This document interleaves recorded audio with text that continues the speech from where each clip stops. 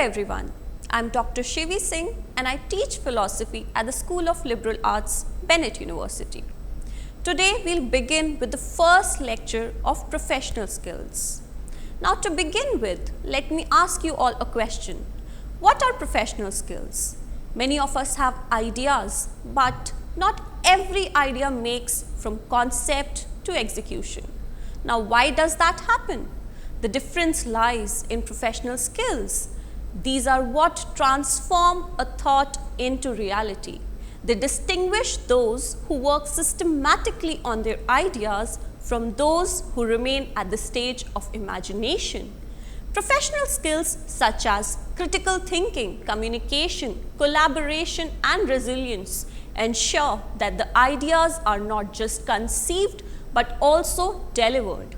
In today's lecture, we are going to explore two essential aspects of professional skills for success in both academic and professional life: critical thinking and group discussion. Now, in the rapidly changing world of work, where information is abundant and challenges are complex, it is not enough to have knowledge. We must learn how to think well, question wisely and act responsibly. So when you hear the term critical thinking, what do you think of? Is it merely about fault finding or criticism? If so, that's a misconception. Critical thinking is really about cultivating a thoughtful, structured and reflective way of approaching problems. In this lecture, we'll look at three crucial dimensions of critical thinking for professional growth. First, awe and humility. Second, learning how to learn. And third, inculcation of refined analytical ability. Now you must be wondering, why are we talking about awe and humility as part of a discussion on critical thinking? It is awe that reminds us that knowledge is vast and mysterious. The more you discover, the more you question. Awe keeps the curiosity alive, the willingness and the zeal to explore with an open mind. Furthermore, it's humility that reminds us of our limits. Irrespective of how knowledgeable or skilled you are, there is always scope to learn and to grow, to explore perspectives that you may not have considered yet.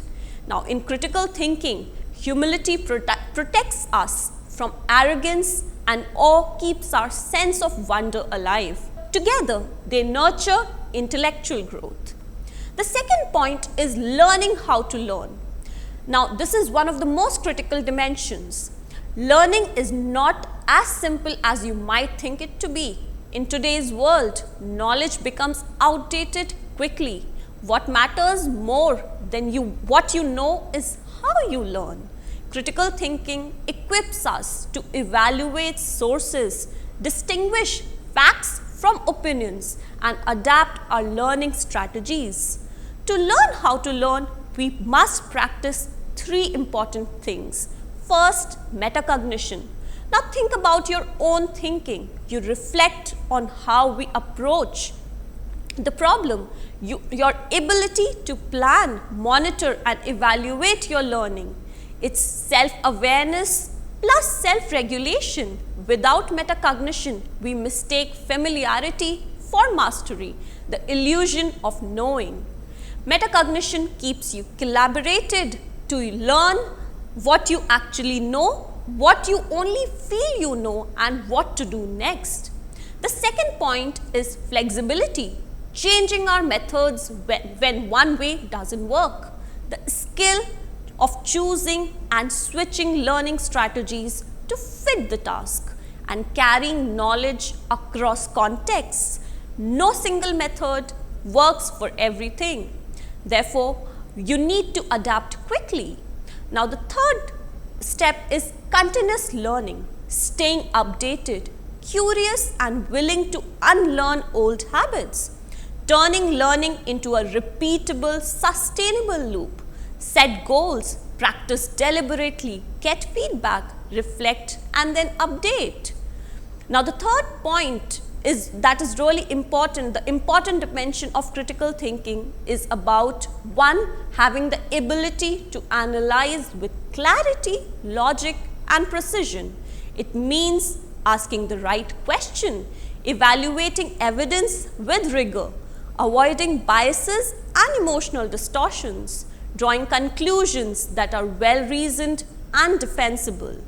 For example, in business decision making, your analytical ability prevents costly mistakes.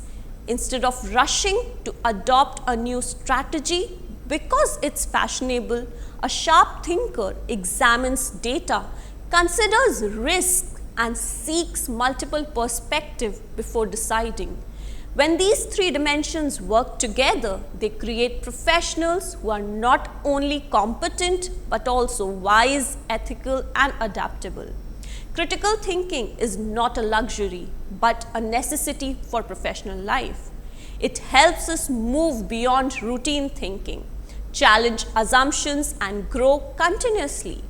Let us remember that the greatest professionals are not those who claim to know everything, but those who remain humble learners, filled with awe for the world and equipped to sharp capacity to think critically. The second essential aspect of professional skills is group discussion. Group discussions are a common feature of professional life, whether in classroom, interviews or workplaces. They are not just about speaking, they are about engaging with others constructively. Two pivotal factors that make discussions effective are active listening and causal reasoning. Let us explore each in turn. Now, talking about active listening, most people hear, but few truly listen. In a group discussion, active listening means being fully attentive to what others are saying, processing their ideas and responding thoughtfully. It is reflected in small but important behaviors such as maintaining eye contact, keeping an open body posture, avoiding interruptions and showing genuine curiosity about speaker's point. Active listening also means paraphrasing or summarizing another person's contribution before adding your own, or asking clarifying questions to ensure that you have understood correctly. This skill matters because it shows respect for others, prevents repetition of points already made and helps build on ideas so that conversations move forward instead of just going in circles. Now, the second point is causal reasoning. It is not enough to merely share opinions. Effective contributions require reasoning, and especially reasoning that show an understanding of cause and effect, and that is what we call causal reasoning. This involves identifying why something happens, explaining the consequences of actions or policies, and linking evidence to outcomes. Causal reasoning is important because it makes your argument logical and persuasive, helps the group see the practical implication of decision, and prevent the conversation from remaining superficial. For instance, instead of just saying social media affects mental health, causal reasoning would expand on this idea by explaining excessive social media use can cause sleep disruption, which in turn affects mood and concentration, leading to higher anxiety levels. This chain of explanation adds depth and makes the contribution far more meaningful. The strongest group discussions happen when active listening and causal reasoning work together. By listening carefully, your reasoning connects with others, creating continuity and flow. By applying causal reasoning, your contribution not only stays relevant but also becomes logical and convincing. Now, for the coming week, make a conscious effort to build the habit of critical thinking in your daily routine. Before agreeing or disagreeing, pause and ask yourself why. Listen attentively before responding, and afterwards take time to reflect and analyze. Now, in the end, let us remember, professional skills are what transforms idea into impact. Skills are not just tools for our careers, they're habits of mind and character that shape the way we live, work, and even lead.